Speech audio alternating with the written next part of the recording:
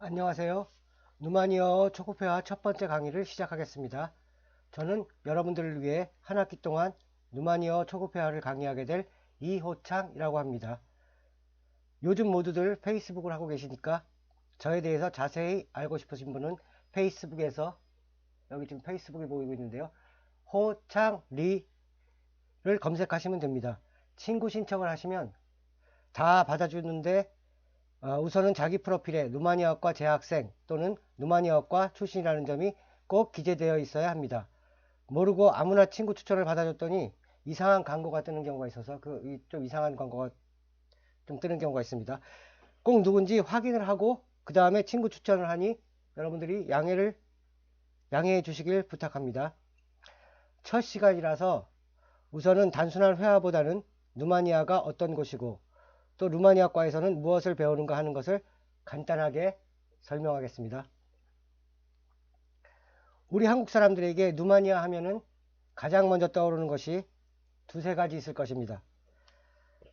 1960년대 이전에 태어나신 분들이라면 1976년 몬트리올 올림픽에서 몬트리올 올림픽 체조에서 최초로 10점 만점을 받은 이 나디아 코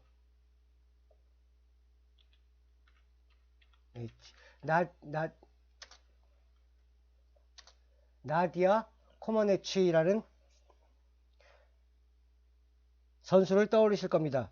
우리는 이 나디아 코마네치로 알고 있는데 사실 루마니아의 정확한 발음은 나디아 코머네치입니다.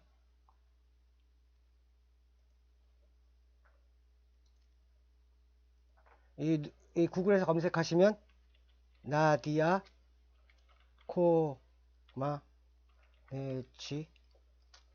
검색하시면 이 동영상들이라 여러가지 이미지와 동영상들을 보실 수 있습니다. 크게 하면 하여튼 보시면 되고요. 그리고 여러분들의 부모님 세대, 그러니까 저랑 아마 같은 세대일 겁니다. 그런 분들께서는 1989년 12월 크리스마스 즈음에 일어났던 루마니아 혁명 때 처형된 독재자인 니콜라에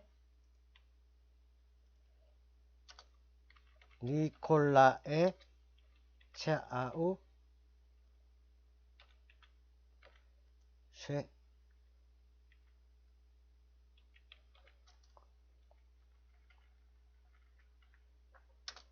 니콜라의 체아우셰스쿠와 또 그의 아내인 엘레나 체아우스쿠를 기억하시는 분들이 하여튼 이 두 명이 제일 먼저 떠오르실 겁니다. 이분들에 대해서는 니콜라의 그걸 구글에다 치시면은 니콜라이 체아우셰스쿠에 대해서 여러분들이 잘 아실 수 있을 겁니다. 마지막에 혁명 때 얘기들이 나오고요. 그 다음에 여러분들이 루마니아가 어떤 곳이냐고 물어보면 여러분들은 아마 제일 먼저 떠오르는 사람으로다가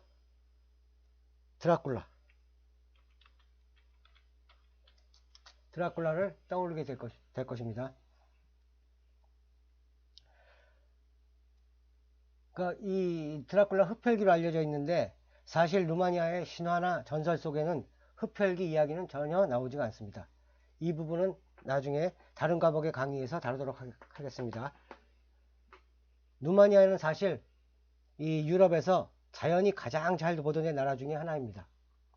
루마니아 중부, 루마니아 사진을 보시면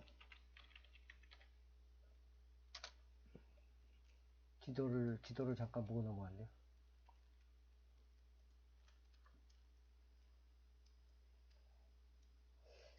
이 루마니아 중부의 이 까르파치 산맥, 이 산맥에 위치한 부채지산 근교에는 시나이아라는 도시가 있고 또 옆에 뜸바산 중턱에 이 브라쇼브라는 곳이 있는데 이곳에서는 야생곰들이 자주 출몰을 합니다.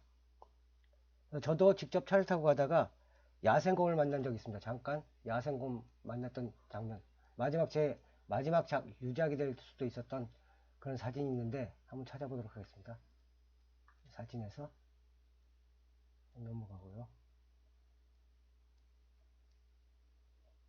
다시 사진첩 들어가서 사진첩에서 이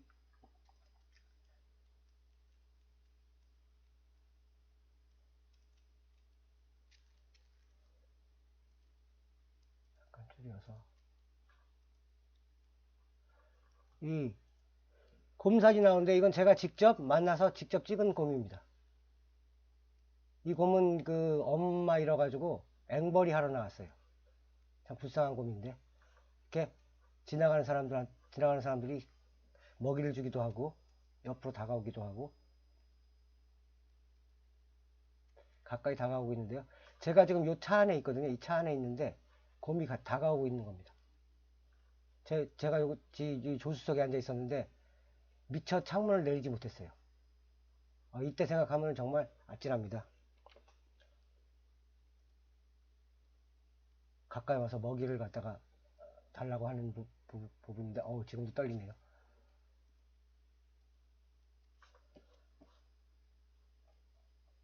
오늘 지나가고요. 아이고. 이 부분은 지나가겠습니다. 그리고 누마니아는 친근감이 참 강하고 또 손님들을 진심으로 대접하는 좋은 사람들이 많이 사는 곳입니다. 예외가 있다면 누마니아 수도 부쿠레슈티인데 제가 이 루마니아의 부쿠레슈티 6년 살았었는데 사실 부쿠레슈티는 조금 약간 그 사람들이 사기꾼 기질도 있고 또 약간 좀 이기적인 사람들도 있기도 하고 그런 게 사실입니다. 하지만 이 수도 부쿠레슈티는 루마니아에서 가장 루마니아답지 않은 곳. 그러니까 부쿠레슈티만 바로 벗어나면은 그림 같은 전원 풍경들이 이어지고 하늘이 정말 맑고 푸릅니다. 제가 몇 사진들을 또 여긴 하늘이 별로 안 푸른데요.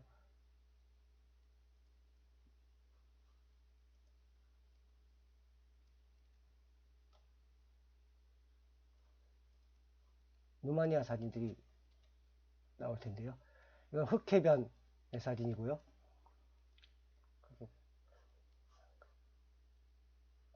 잠깐만요. 이거 어떻게 했지?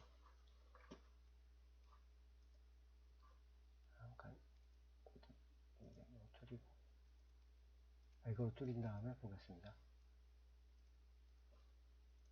흑해변 사진, 그 다음에 부르사나라는 곳, 마라무레시에 있는 나무교에 있는 곳이고요. 보르시아라는 마을인데 마라무레시 북쪽에 있는 마을입니다. 마지막 루마니아의 마지막 마을이라고 할 수 있어요. 루마니아 가장 멀리 떨어져 있는 곳, 벨레시 성이라는 곳이고요. 하여튼 이렇게 자연이 아름다운 곳입니다. 이 사진들이나 이런 부분은 나중에 여러분들이 지역 연구 특강 시간에 다시 하기로 하고요. 지금부터 이제 누마니아 지도를 보면서 누마니아의 전반적인 특성들에 대해서 여러분들에게 설명하겠습니다. 마우스 커서가 움직이는 이 크라이오바 있고 이쪽 지역을 누마니아의 남서쪽 부분이죠. 이쪽 지역은 올테니아라고 합니다. 올테니아. 그리고 오른쪽으로 이 수도 부쿠레슈티가 있는 이 지역은 문테니아라고 합니다. 문테니아, 올테니아, 문테니아. 그 다음에 이 올테니아와 문테니아를 합친 요 산맥 밑에 요 지역을 발라히아, 이 지역을 블라히아 또는 발라히아, 영어로는 왈라히아 이렇게 부르고요. 블라히아, 발라히아, 왈라히아 이렇게 부르고 또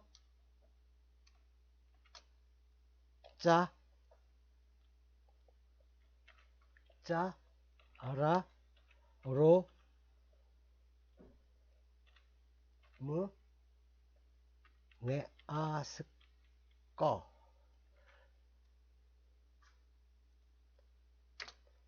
짜라, 나라란 뜻이고요. 로무네아스커, 루마니아 나라라고 하는데요. 짜라 로무네아스커라고도 부릅니다.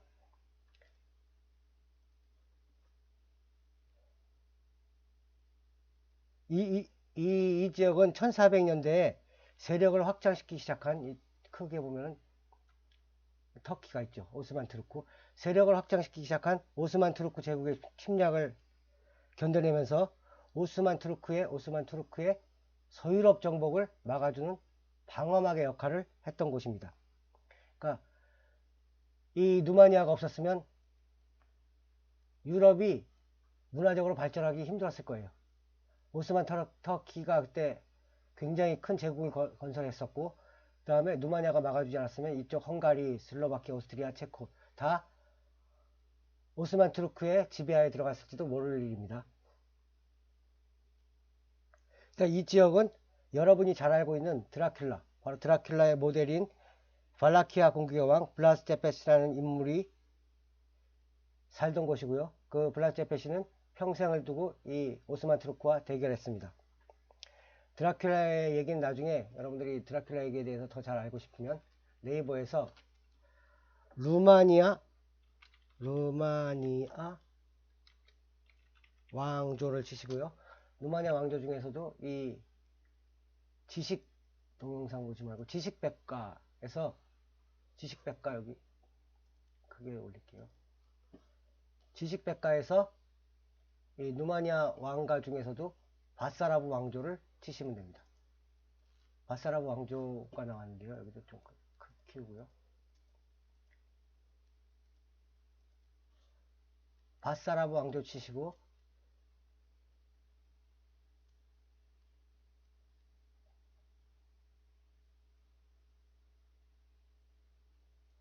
불가리아 바사라브 왕가 중에서 블라스 제페시 이번에 치면 블라스 제페시에 대해서 잘 알 수 있을 것입니다. 이건 제가 썼던 글인데요. 이 지식백과에서 한번 블라스 제페시 검색하시고 찾아보시면 됩니다.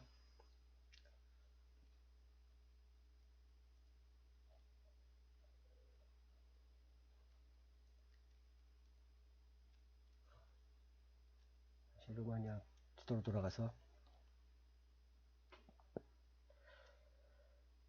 이 지역은 이 아까도 설명했듯이 터키의 침략을 갖다가 하도 많이 받아서 이 국민들이 이 빨리빨리 보따리 싸고 빨리빨리 피난을 다녀야 했기 때문에 말이 엄청 빠릅니다. 이 지역에서 특히 크라이오바 이쪽 지역에서 말 배우시면 루마니아가 거의 알아듣기가 힘들어요. 너무너무 빨라요.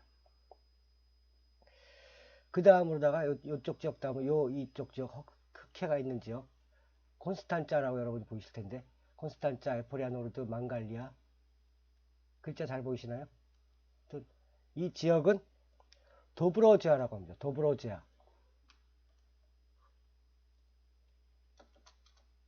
도브로제아라고 하는 도브로제아라고 불리는 지역인데 이 지역에서는 이 지역은 예전에 이 도브로제아 지역은 고대 이 그리스인들이 이렇게 배를 타고 이렇게 넘어옵니다. 이렇게 넘어와서 이 흑해로 올라와서 흑해 위에 콘스탄자 지역 이쪽 지역을 갖다 도브로제아 지역을 식민지로 삼았던 곳입니다. 기원전 8세기부터.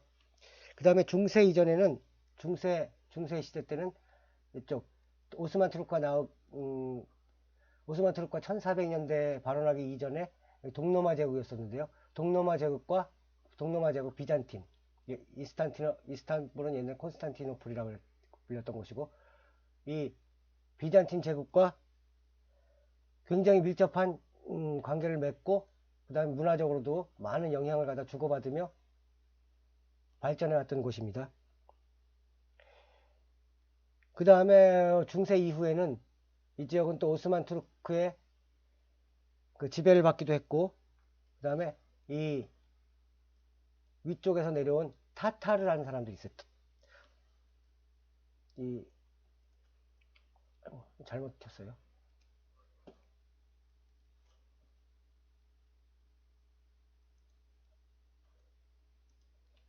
누마니아는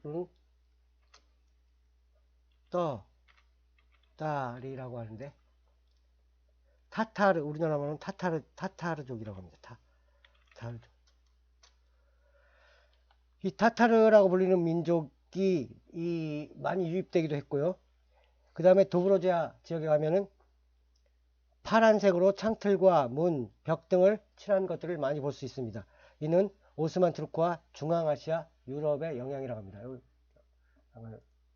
다시 구글에서 쳐보시면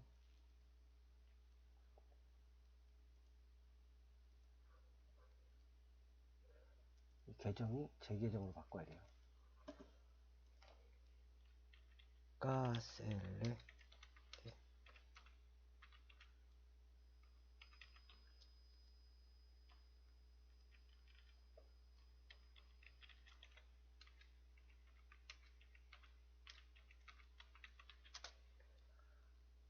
이 도브로지아 지역 이렇게 이런 식으로다가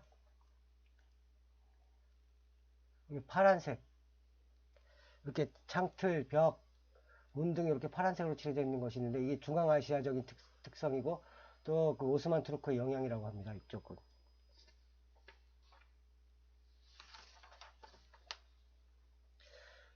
또 도브로지아 지방을 돌아다니시다 보면은 동양인처럼 생긴 사람들이 종종 만나게 됩니다. 이 처음 볼 때 혹시 한국인이 아닌가 뭐 이런 생각이 들기도 하는데 이 사람들은 아까 얘기한 이 떳다리들이고요. 떳다리.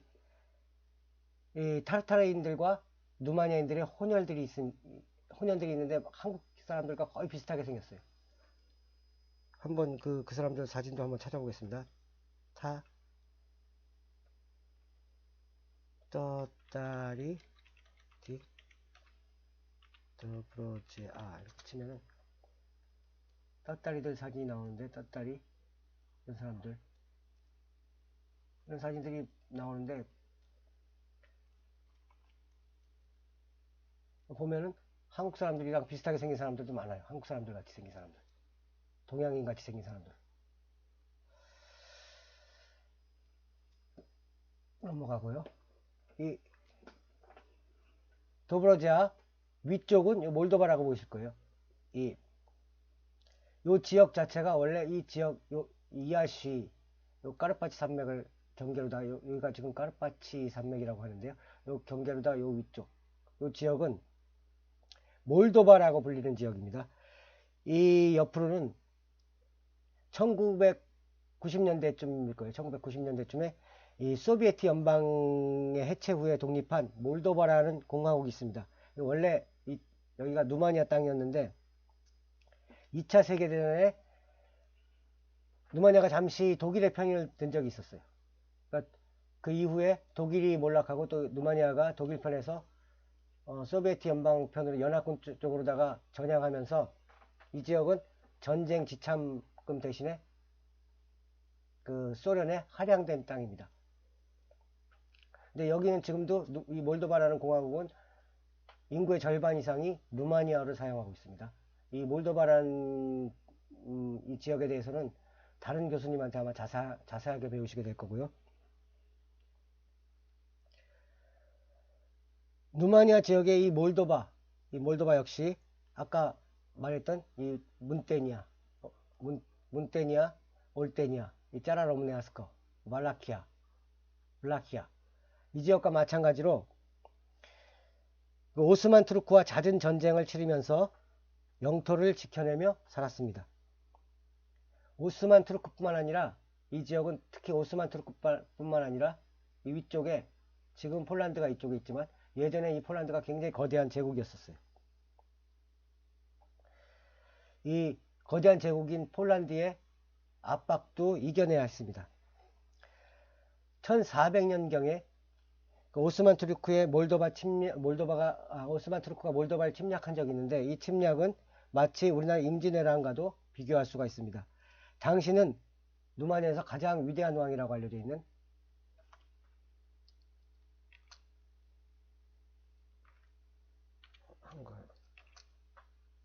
시테판 첼마레, 한 글자씩 할게요. 시테판 첼마레. 이 스테판 첼마레라는 왕이 다스리고 있었는데, 시테판, 첼은 그 중에서 라는 뜻이고, 마레, 가장 위대한.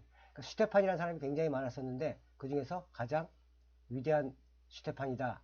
그러니까 우리나라 말로 하면은 위대한 시테판이라는 뜻입니다. 이 왕이 다스리고 있던 시기에 오스만 투르크의 이 대규모 군대가, 오스만 투르크의 대규모 군대가 이쪽 몰도바를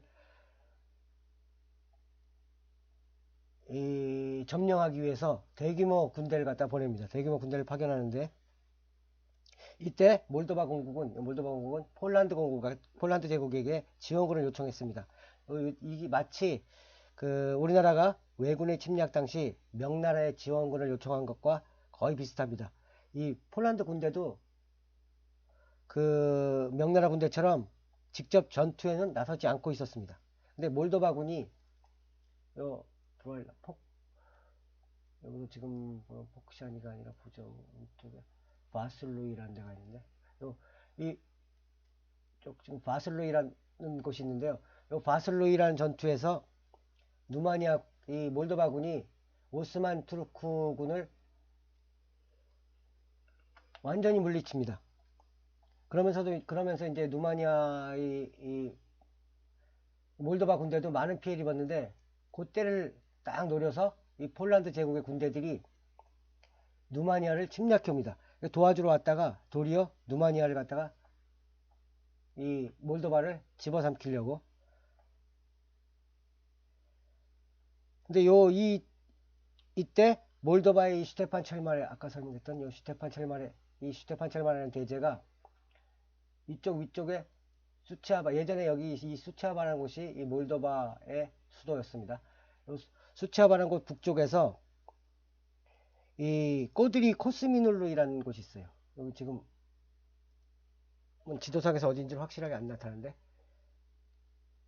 이 꼬드리 숲이란 뜻이에요. 꼬드리 코스미놀루이, 꼬드리 숲이란 뜻이고 코스미놀루이, 큰 글자로 써야지. 꼬드리 코스미놀루이, 코스민의 숲이란 곳에서 폴란드의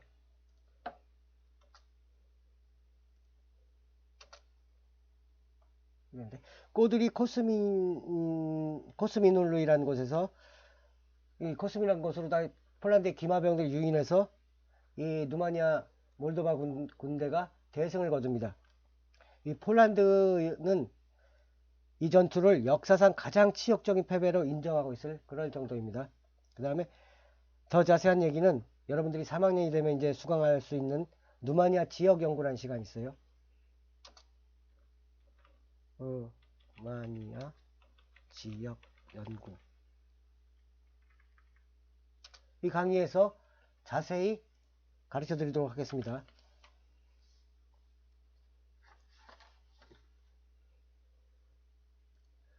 그리고 누마니아를 이렇게 가로지르고 있는 이 까르파치아 산맥, 누마니아로는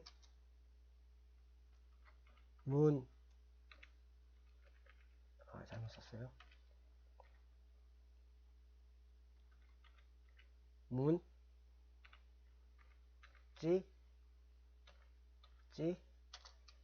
까르파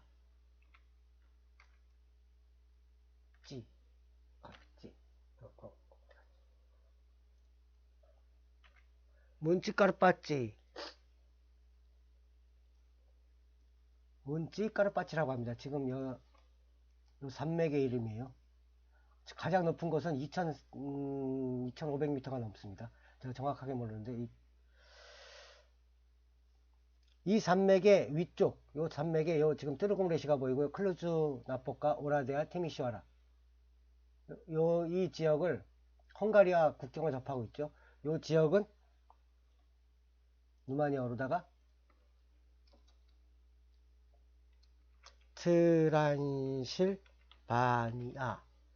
트란실바니아라고 부르는데, 이 트란실바니아라는 뜻은 트란스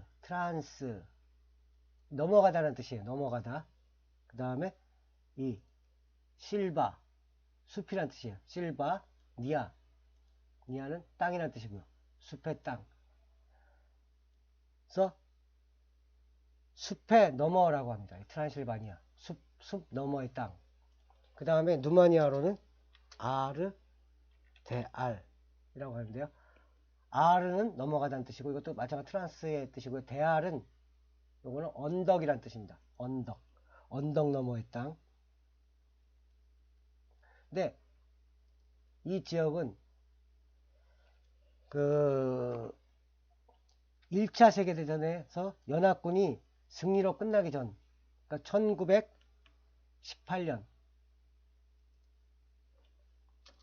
1918년까지는 18년 전까지는 안타깝게도 이 지역은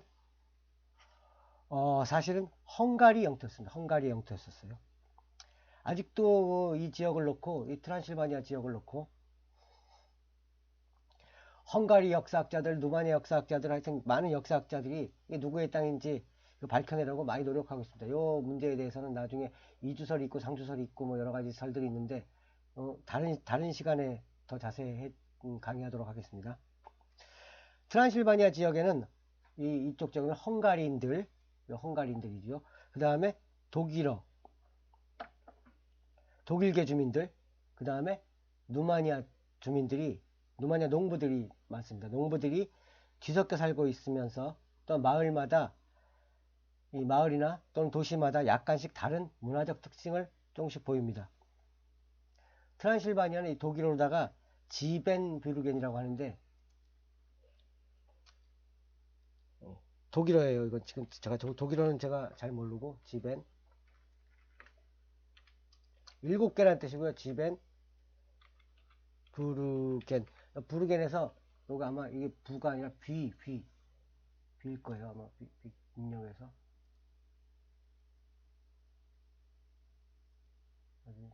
문자표에서 라틴에 이 우물라우트 있는 게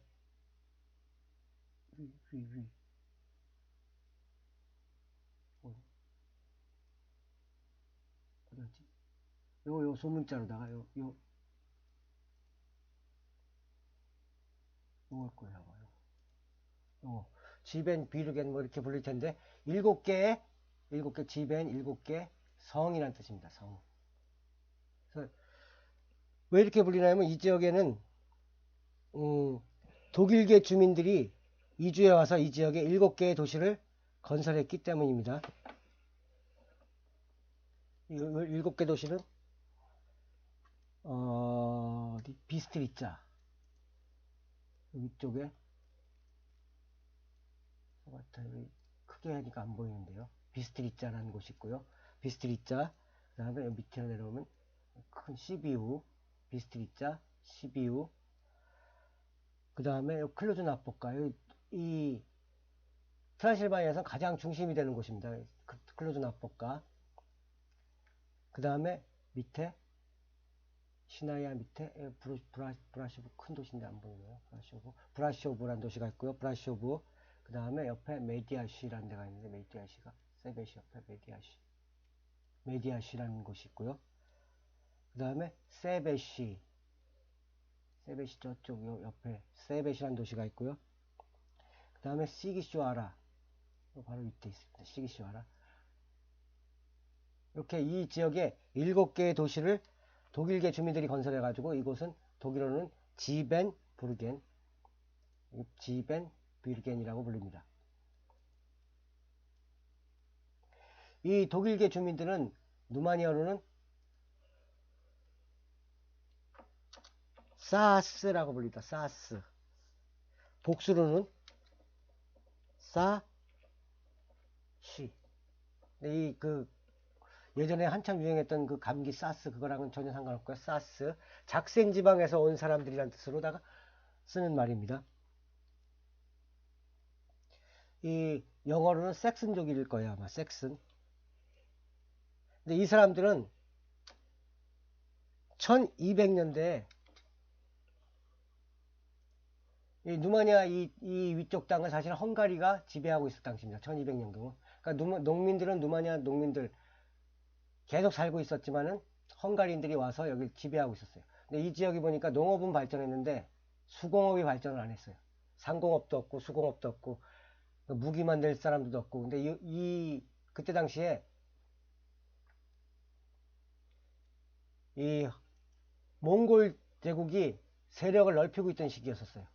그래서 헝가리 왕이 이쪽 지역을 갖다 지키려고 이 수공업자들, 그러니까 무기 만들고 뭐 가죽 구두 만들고 신발 만들고 창 만들고 방패 만들고 이런 사람들을 데리고 와야 되는데 누마니아 사람들은 그런 걸 갖다 잘 안 만들어요. 그래서 헝가리 왕이 유럽에 공문을 보냅니다. 그래서 오고 싶은 사람 여기 땅 줄 테니까 아무나 와라. 그래서 그때 독일의 작센 지방 사람들이 이주를 해옵니다. 이쪽에 1200년경에 헝가리 왕이 이름인데 계자 2세라고 합니다. 계자 2세. 계자 2세라는 왕이 이쪽 지역에 트란실바니아의 수공업을 발전시키기 위해서 독일 지역에서 사람들을 갖다가 데리고 옵니다.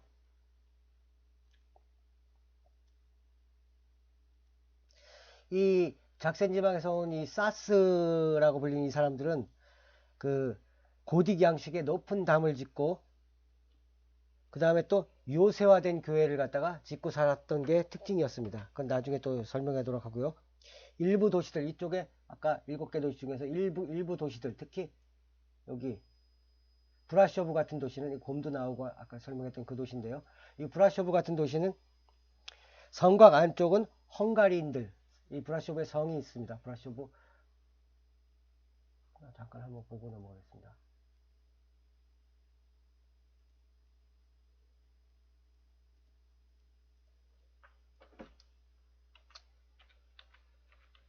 브라쇼브가 아니라 브라쇼브.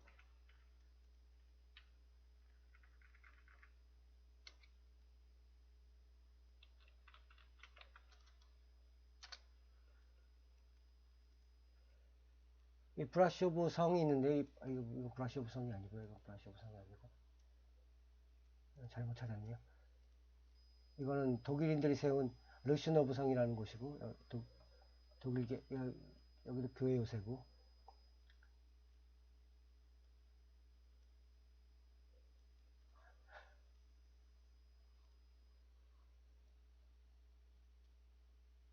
이쪽 하여튼 브라쇼브 지금 그 사진을 잘 못 찾겠는데 브라쇼브 성과 이쪽에 검은 교회 있고 이 브라쇼브 이 지역이 성곽으로 둘러싸여 있는데 이 성 안에는 독일 헝가리인들과 독일계 사스인들만 거주할 수 있었고 성 바깥에 블라히라고 불렸던 아까 발라키아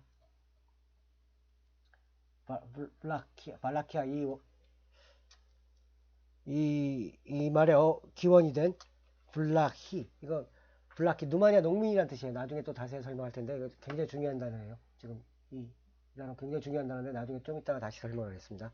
이런 사람들은 블라히라는 누마니아 농민들은 이 성곽에 안에가 성곽인데요. 지금 성 외곽에만 살 수 있었습니다.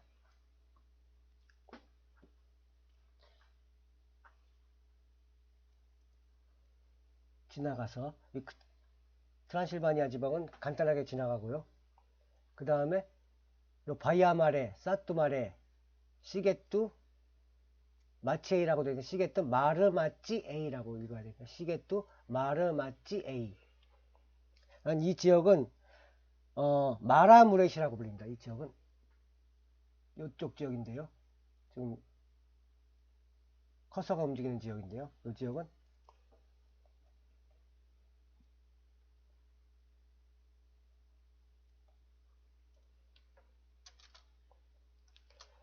마라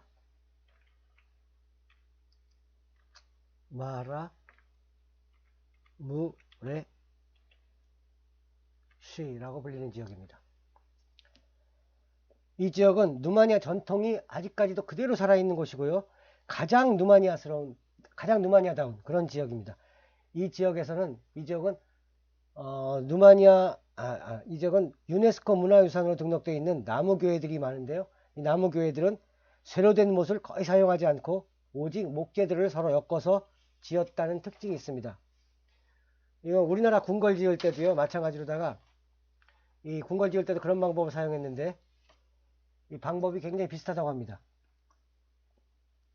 그 또 이곳의 교회와 집들은 이 마나무레시의 교회와 집들을 한번 또 사진을 보겠습니다.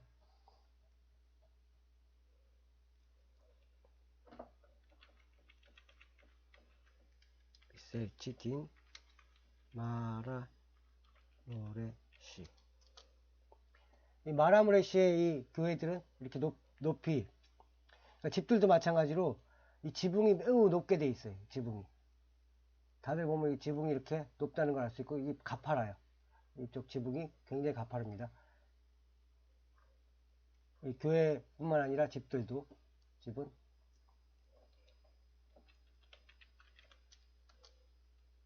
이렇게 지붕들이 엄청 가파르게 돼 있어요.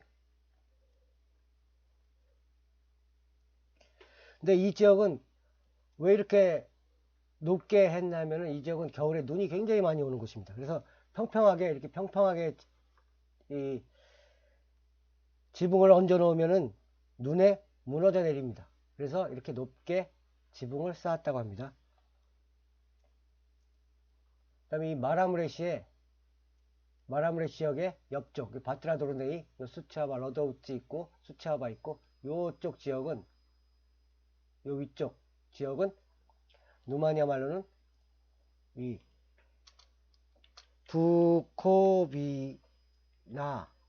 잘못 썼어요. 부코비나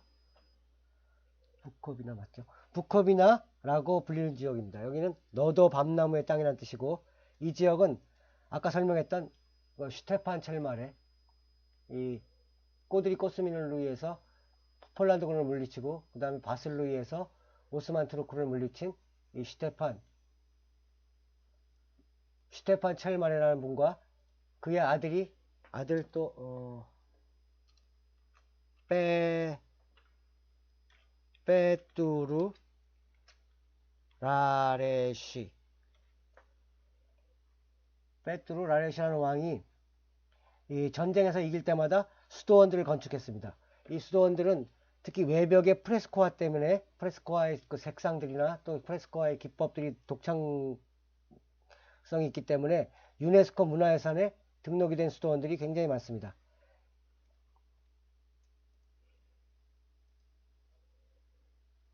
이 모나스트리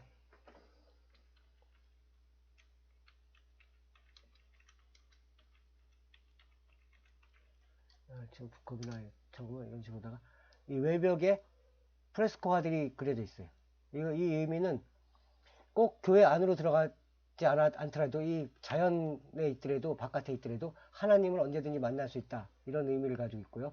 그 다음에 또 예전에 누마니아 농민들은 글자를 전혀 읽을 줄 몰랐어요. 성경책을 가져다 놓아도 성경책을 읽을 수가 없기 때문에 이 프레스코화를 보면서 이 하나님의 말씀을 성경책 대신에 이 프레스코화로다가 공부를 했었어요. 마치 우리나라에 그 절에 가면 탱화들이 있는 거, 그런 거랑 비교해도 좋을 겁니다. 이런 식으로다가 돼 있고요. 이 프레스코화들 있고,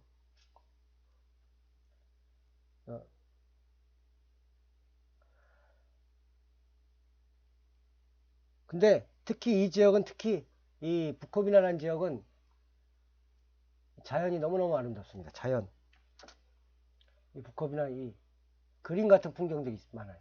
부코비나 지역, 부코비나 이런 자연들.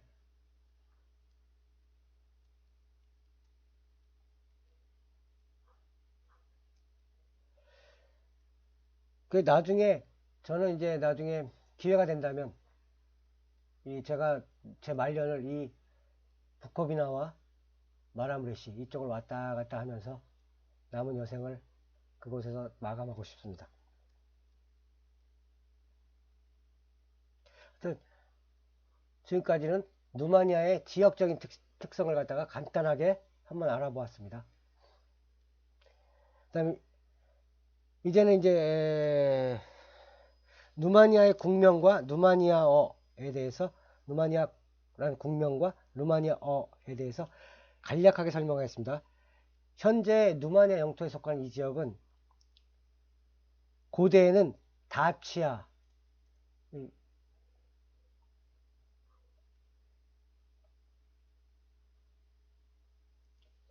고대에는 다치아라는 민족이 살던 곳이, 다치아 또는 제티아라는 민족이 살던 지역입니다.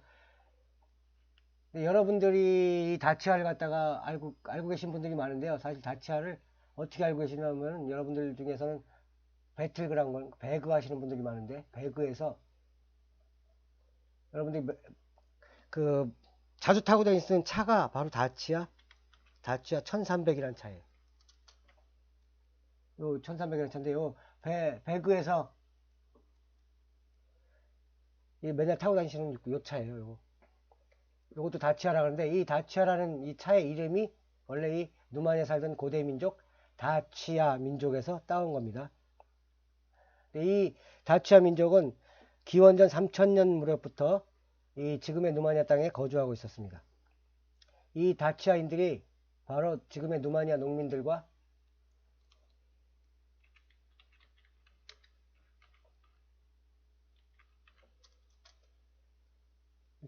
이 누마니아 농민들, 순수한 누마니아 농민들이에요. 이 농민들의 직접적인 선조입니다. 다치아인들은 기원 후, 이 다치아인들 기원 후 105년에서 106년에 일어났던 로마의 침략 전쟁 때 로마의 트라이아누스라는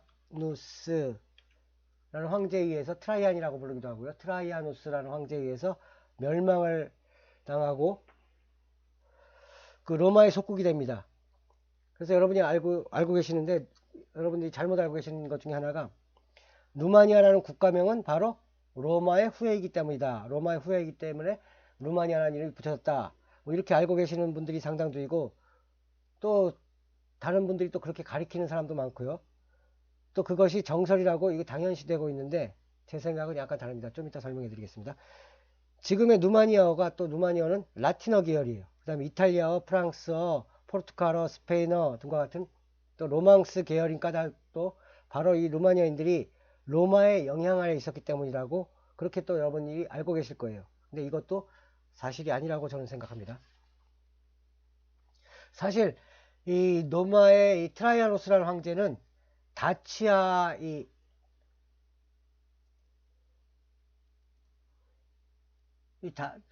이탈리아 로마에서 침략했는데, 이 강 건너서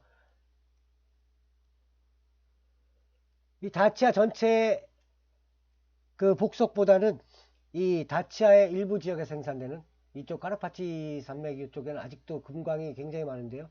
이쪽에 이쪽에 생산되는 금, 골드, 여기에 더 관심이 많았습니다. 군대나 또는 행정을 위한 사람들을 갖다가 다치아 지역에 많이 파견하기는 했지만, 이들이 다치아인들에게 로마의 언어인 라틴어를 사용하라고 강제했다거나 또는 라틴어를 가르쳤다는 그런 기록은 거의 없어요. 이 로마 사람들은 단지 이 다치아 지역에서 금광을 개발하고 금을 캐내어 가지고 로마로 가져가는 일에 훨씬 더 몰두했었습니다. 트라이아누스가 이 다치아를 정복한 후에 금이 넘쳐났기 때문에 로마는 몇 년간 주민들에게 이 세금을 받지 않아도 될 정도로 부유했던 때도 있었을 정도입니다. 그리고 이제 고트족의 압박이 시작될 기원 후 한 106년, 기원 후 275년경에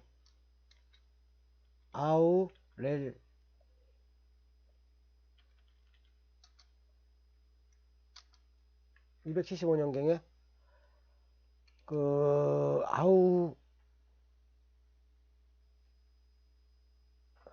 아우렐리아누스인가? 아우렐리안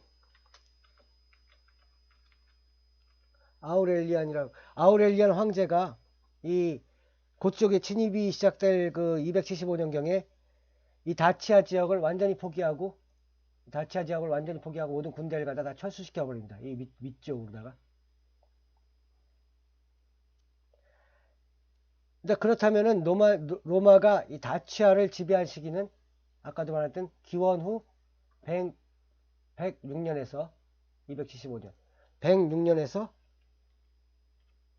275년까지. 고작 이거 빼버리면 170년 정도 되는데요.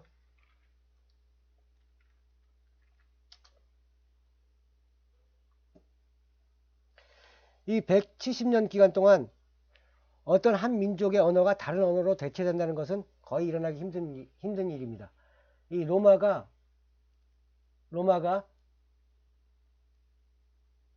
이 이집트 지역도 다 점령했었고, 터키 지역, 여러분이 잘 아는 예루살렘, 그러니까 이스라엘 지역 다 지배를 했었는데, 이스라엘은 아직도 자기네들 말을 써요. 히브리어 아직도 쓰고 있고요. 그 다음에 이집트는 지금 어떤 언어를 쓰고 있는지 잘 모르겠는데, 이집트도 이집트 언어를 쓰고 있을 거예요. 이건 훨씬 더 오래 지배받았습니다. 이 다치아 지역은 고작 170년, 여기는 한 6, 700년, 800년 이 정도 지역을 받았는데, 이 지역들이 자기의 언어들을 잃어버리지 않았어요.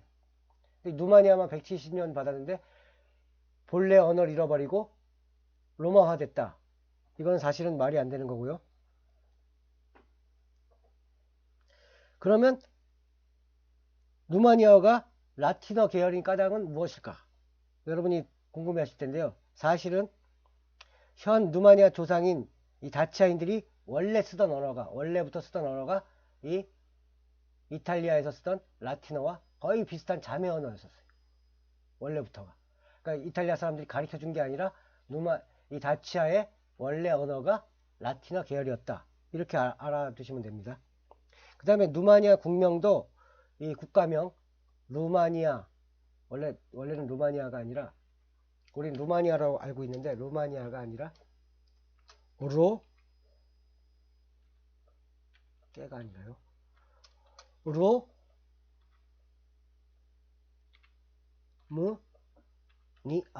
이렇게 로무니아, 이게 원래 정식 국가명입니다. 로마랑 비슷하죠. 로마랑 비슷하다고 로마가 아닙니다. 이 루마니아라는 국명도 이 로마의 후예라는 뜻이 절대 아닙니다.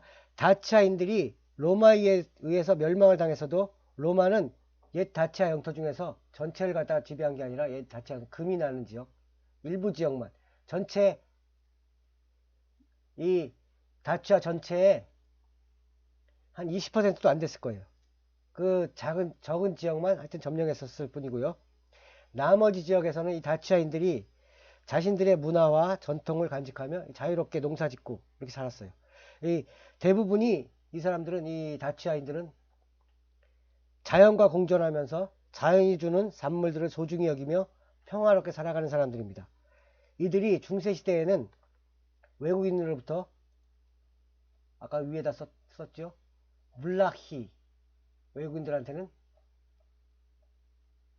블라히라고 불렸어요. 블라히.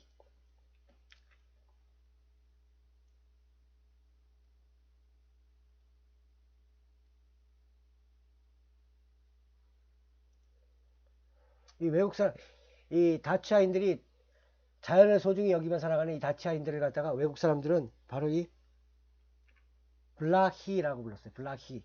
히는 복수고, 블라흐 단수, 이거는 복수. 블라히라고 불렀고, 이 뜻은 농민들이란 뜻이에요. 순수한 농민들. 그러니까 외국인들이 이렇게 불렀는데 그냥 농민들이란 뜻이고요. 이 블라히라는 나라에서 아까 얘기했던 그 발라키아, 왈라치아 등이 여기서 이제 유래된 그 말입니다. 주변 민족들이 이 다치아 후예들인 농민들을 블라키라고 부른 대신에 누마니아 농민들은 자신들을 갖다가 어떻게 불렀냐면 우르문 또는 우로문 이렇게 불렀어요. 근데 이거는 로마의 후예다 뭐 이런 뜻이 아니고 여기 말고 휴먼, 영어에서도 휴먼이랑 비슷하죠. 휴먼, 이 무슨 뜻입니까? 사람이란 뜻이죠. 그냥 이게 루마니아 사람들은 로문이라는 뜻은 그냥 사람이란 뜻이에요. 사람. 루마니아 그러니까 로마인이 아니라 그냥 사람이란 뜻이에요. 이거는 단지 공교롭게도 이 로문이란 단어와 로마가 비슷해가지고 그 사람들이 누마니아를 로마의 후예라고 생각하는데 누마니아는 로마의 후예가 아니라 아까도 얘기한 다치아의 후예입니다. 다치아의 후예입니다.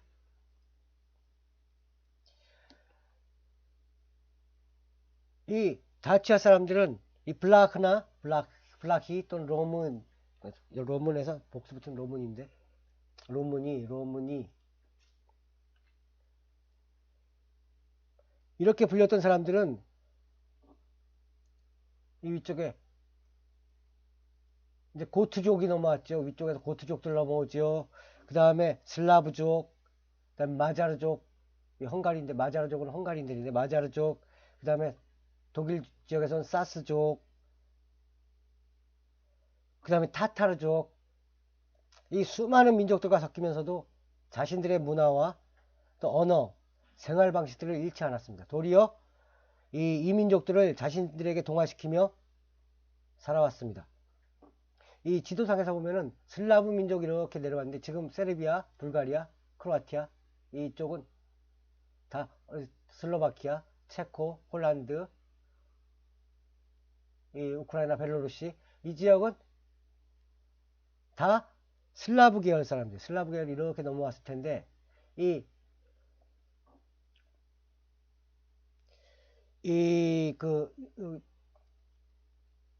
지금 요 도나우강이라고 되어 있는데요. 요 루마니아와 불가리아 국경을 지나가고 그 다음에 세르비아 국경을 이렇게 지나가는 세르비아와 루마니아 국경, 그 다음에 불가리아와 루마니아 국경을 지나가는 것은 이 도나우강이라고 하는데요. 이 도나우강은 루마니아는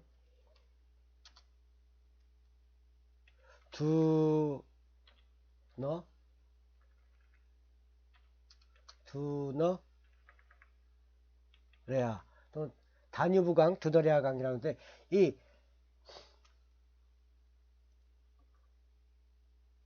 슬라브들이 이렇게 넘어가면서 다뉴브강 다뉴브 이남은 슬라브화를 시켰는데 이 두너레아강 북쪽에 있는 루마니아는 이 도리어 슬라브인들이 동화가 되어버렸어요. 라틴 계열, 그러니까 루마니아 계열의 그 다치아인들에게 동화가 되어버렸어요.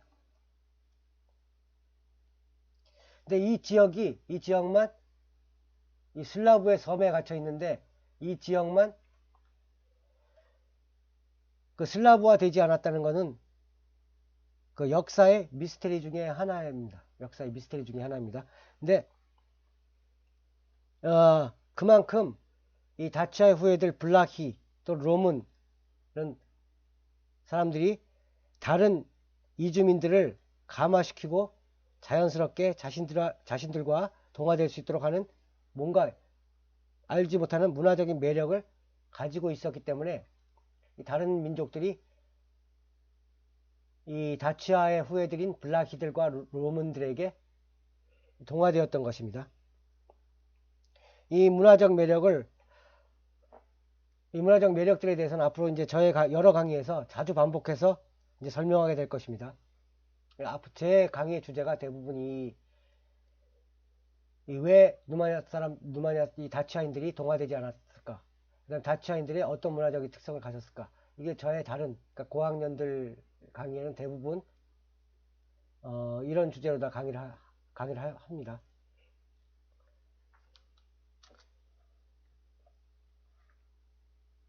제 강의의 거의 큰 주제가 숲은 루마니아인들의 형제다.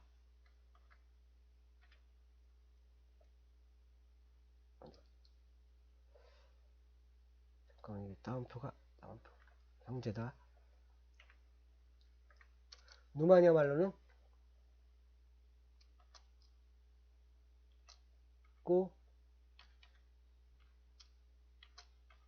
꼬드루이 프라떼 꾸 로무 눌. 숲은 루마니아인들의 형제다. 꼬드루이 프라떼 꾸 로무 눌. 이 주제로다가 이 주제어가 하여튼 저의 모든 강의들에서 계속 반복하게 될 것입니다. 네, 숲으로 대변되는 이 꼬드루 숲으로 대변되는 이 자연을 아끼고 사랑하는 문화적 특색이 바로 루마니아를 수많은 이민족들의 유입과 침략에서 지켜준 가장 큰 힘이었습니다. 이 문제는 계속 설명하게 될 것이고요. 지금부터는 이 루마니아어의 특징, 루마니아어 이제 초급회화 시간이니까 루마니아어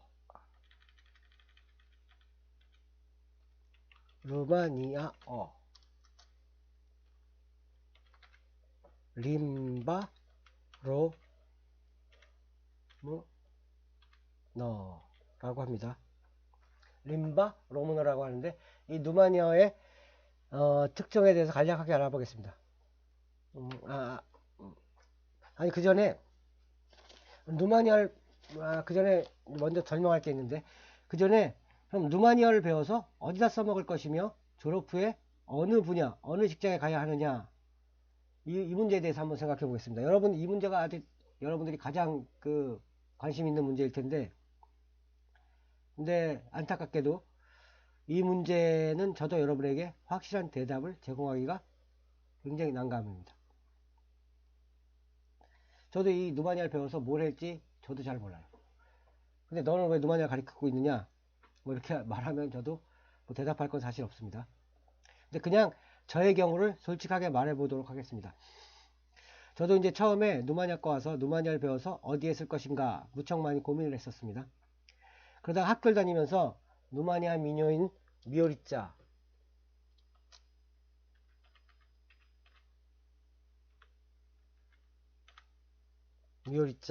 어린 양이란 뜻인데요.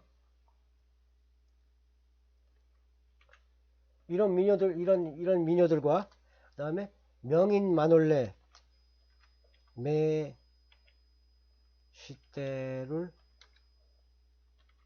마놀레,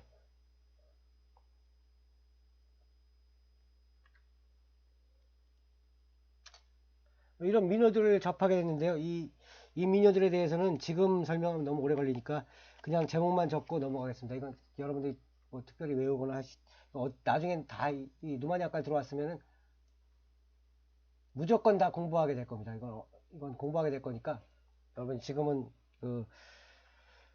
지금 간단히 넘어가겠습니다.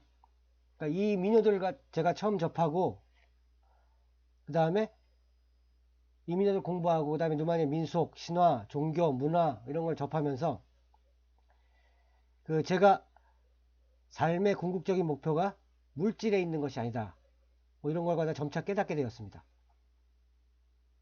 그래갖고 이 루마니아의 이 문화적인 특징을 가지고 있는 여러 사상들을 갖다 한번 심도 있게 연구해보자, 이런 마음을 먹고 연구에 매진했는데, 하여튼 그러기 위해서는 우선 저한테는 루마니아를 독해하고 표현할 수 있어야 했습니다. 이게 뭐 당연한 이야기죠. 그렇게 시작한 공부가 이제 어느덧 이제 30년이 됐는데 아직까지도 읽어야 될 책들이 굉장히 많다고 느낍니다. 그리고 이 미녀들 뿐만 아니라 또 세계적으로 유명한 루마니아 석학들, 미르체아 엘리아데라는 석학이 있고요. 이분은 저기 시카고 대학에서 종교학을 강의했던 교수님인데, 종교학의 최고의 권위자라고 할 수 있습니다. 루마니아 출신이고요. 미르체아 엘리아데라는 분과 그 다음에 루치안 블라가 미하이 에미네스쿠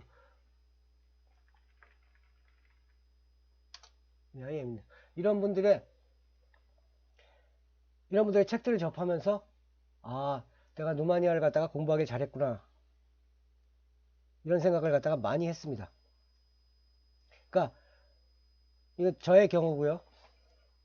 지금 저는 이제 누마니아를 한 거를 결코 후회하지 않고 있고, 누마니아의 문화와 누마니아 사상을 많이 배우게 된 점을 많이 다행으로 여기고 있습니다. 제가 만약 안 그랬으면은, 안 배웠으면은 지금 아마 좀 안 좋게 살 텐데, 이 누마니아를 공부하면서 제가 막 성격도 많이 좋아지기도 했고, 그다음에 많은 깨달음도 또 얻게 되었고, 하여튼 그 여러분들은 꼭 누마니아에 관련된 일을 택하시지 않더라도 누마니아와 누마니아 문화를 갖다 열심히 배우시다 보면은 이것들이 바탕이 되어서 누마니아와 전혀 상관없는 일을 하게 되더라도 언젠가는 꼭 그 공부가 보답이 되어줄 수도 있을 것입니다. 그러니까 예를 들어서 나는 나중에 요리사가 될 것인데, 누마니아의 음식의 레시피와 한국 음식의 레시피를 섞어서 퓨전 요리 같은 걸 만들어 보게 된다면, 그런 요리가 나중에 고객들의 많은 사랑을 받게 될지도 모르는 일입니다. 그 사설을 이쪽으로 끝내고요. 진짜 이제 지금부터는 루마니아어 이거 회화 시간인데, 이제 몇 분 동안 제가 했는지 모르겠는데, 하여튼 올해 사설만 늘어놓다가 이제 지금 이제 루마니아어에 대해서 지금 이제 시작합니다. 먼저 누마니아어는 라틴어의 자매 언어이고 굴절어다, 이걸 아셔야 돼요. 굴절어. 우리나라어는 교차어라고 하는데, 이 굴절어가 뭐냐? 굴절어는 단어가 변화하면서 문법적인 의미를 갖게 하는 언어. 굴절어라는 것은 단어가 변화하면서 문법적인 의미를 갖게 하는 언어, 이런 언어를 말합니다.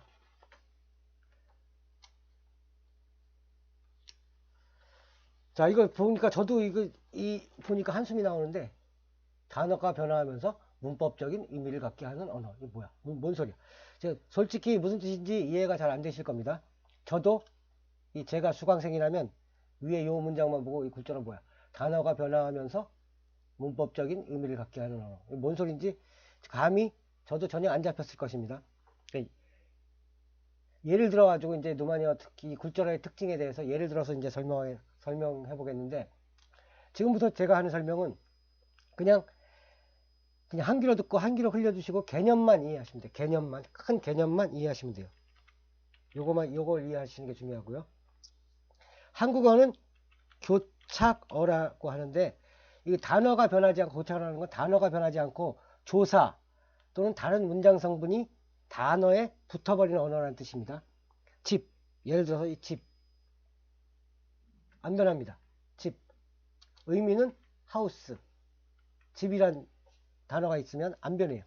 근데 대신 이 어휘적인 의미, 집이란 어휘적인 의미 말고 문법적인 의미 가지려면, 문법적인 의미라는 거는 이게 이 복수냐, 뭐 단수냐, 또는 이게 그 부사냐, 뭐 이런 걸 갖다가 붙이려면은 집에다가 조사만 붙이면 됩니다. 집, 이제 복수를 만들면 들이라는 걸 붙이면 되죠. 집들. 우리나라 말은 집들. 그 다음에 이 집을 갖다 소유격의 의미를 갖게 하려면 의라는 조사만 붙이면 됩니다. 집은 안 변해요. 이 집은 계속 그대로 남아있죠. 집. 그 다음에 부사적인 의미를 붙이려면 집으로, 집에서. 목적을 만들려면 격을 변화시켜가지고 목적격을 만들려 집을 갖다, 집이라는 단어는 안 변하고 뒤에 조사나 문장 다른 문장 성분을 갖다 붙이면 됩니다. 전미사들이나. 우리가 동사 지금 말고요. 동사 이제 명사를 봤는데 동사 간다. 관형격 관형격 꾸밈씨 형용사도 아닌데 이거. 예쁘다. 이것도 안 변합니다. 예쁘다. 나는 예쁘다. 너는 예쁘다. 우리는 예쁘다. 예쁘다 안 변해요. 그 다음에 간다. 동사. 움직시라고 하는데 간다. 이것도 나는 간다. 나는 간다. 안 변해요. 너는 간다. 우리는 간다.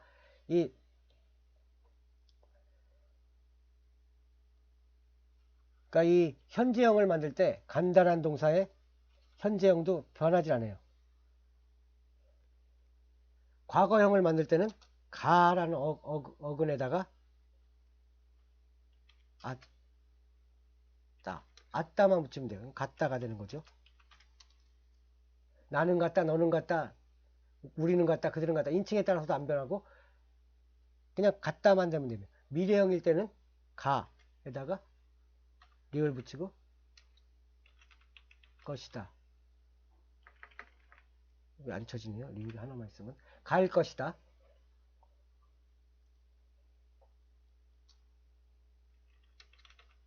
것이다. 안 변해요. 간다, 가다, 갔다, 갈 것이다, 나는 갈 것이다, 너는 갈 것이다, 그는 갈 것이다. 인칭에 따라서 변하지 않습니다. 가라는 어근도 안 변하고요. 반면에 이 굴절어인 누마니어는 단어가 변합니다. 단어 자체가 변해요.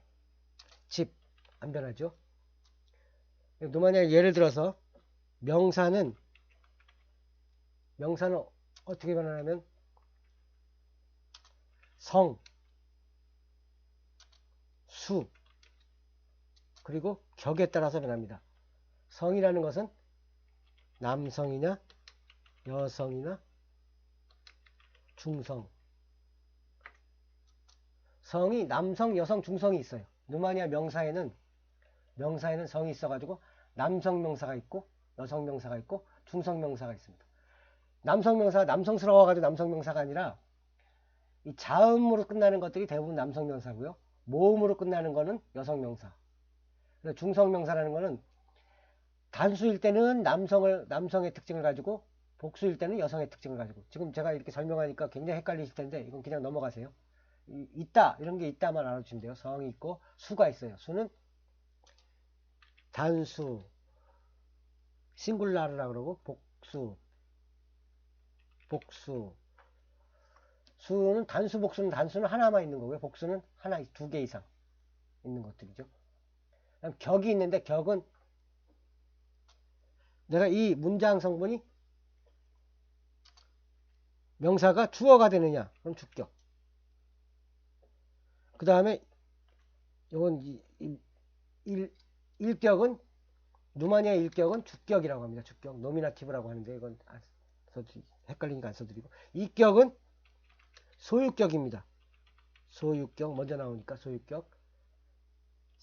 세 번째 나오는 격은 삼격은 역격. 역격은 누구누구에게 다티브라고 하는데 누구누구에게 이런 뜻이고요. 사격은 목적격입니다. 목적을 만들어주는 거예요. 명사를. 오격은 잘 안 쓰이는데 혹격 부를 때 누구누구야 뭐뭐야 하고 부를 때 하는 혹격 보카티브라고도 하고요. 격. 그러니까 명사는 성과 수와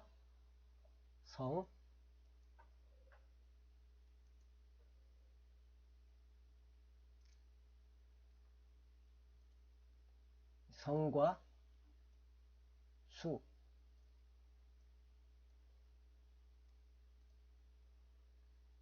수와 단수 복수 격에 따라서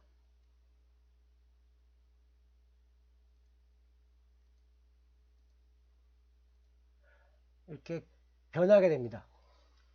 예를 들어 아까 집 한국말은 집 하나인데요. 누마니아는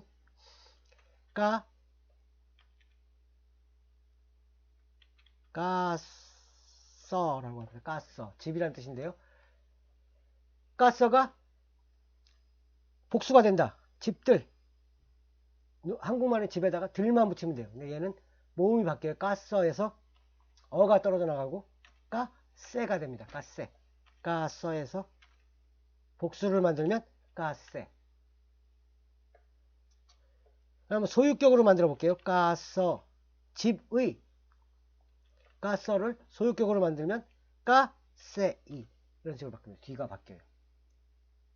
이렇게 바뀝니다. 여기는 가서에서 가세. 복수. 가서. 가세. 단어가 바뀌어버려요.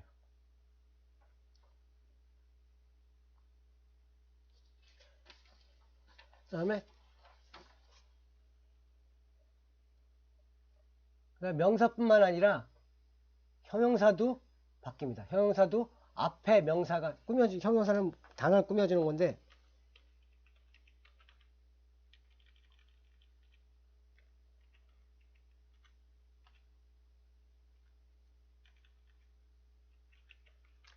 앞에 이 명사가 어떤 명사이냐, 남성 명사냐, 여성 명사냐, 중성 명사냐, 앞에 있는 명사가 단수냐, 복수냐에 따라서 이 형용사도 바뀝니다. 끝이 앞에 명사에 따라서 바뀌어요. 형용사. 그 다음에 제일 많이 변하는 이제 여러분들이 가장 힘들어 하실 건데, 난 동사를 배우시면 동사가 변해요. 간다, 가다. 우리나라 말은 너는 간다, 나는 간다, 우리는 간다. 인칭에 따라서 안 변하는데, 누마니아는 나는 누마니아로는 예우라고 합니다. 예우. 너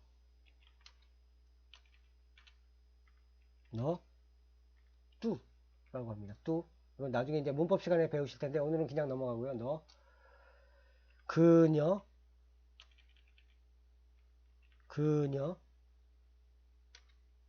예아,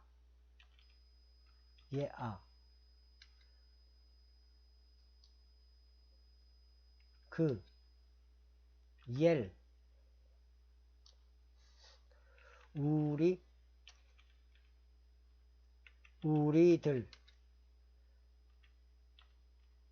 너희, 너희들, 보이,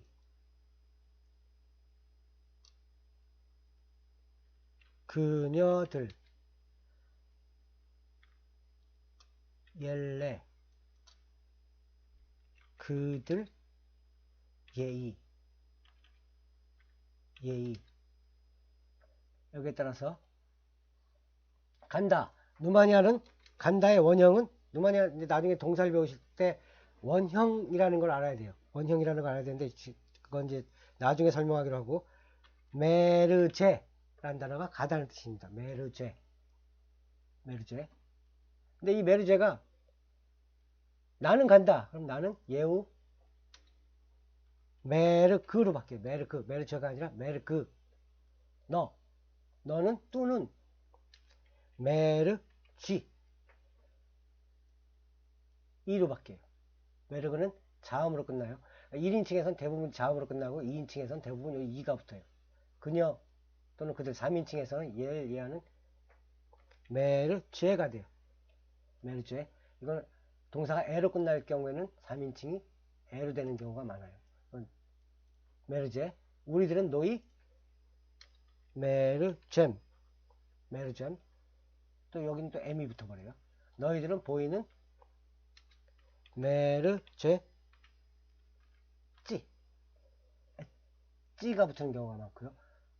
우리들일 때는 M이 붙는 경우가 있고, 너희들 보이에는 찌가 붙는 경우가 굉장히 많습니다. 거의 다 대부분 그래요. 예이엘레는 메르그 1인칭과 마찬가지로 메르그. 예이도 마찬가지로 메르그. 헷갈리실 텐데, 메르제라는 동사가 1인칭에서는 메르그, 2인칭에서는 메르쥐, 3인칭에서는 메르죄, 4인칭 또는 1인칭 복수에서는 메르잼, 5인칭, 2인칭 복수, 메르제찌, 6인칭 또는 3인칭 복수, 메르크. 이런 식으로 변해요. 이게 바로 이렇게 한 단어에서 어휘 의미를 가지는 이 메르크. 어휘 의미를 가지는, 그러니까 간단한 뜻이에요. 어휘의 의미를 가지는 부분, 간단한 의미를 가지고 있는 부분과, 그 다음에 문법적인 의미를 가지는 이 뒷부분인데, 이건 2인칭과 붙었다는 의미예요. 2인칭과 붙었다는, 이거 문법적인 의미입니다.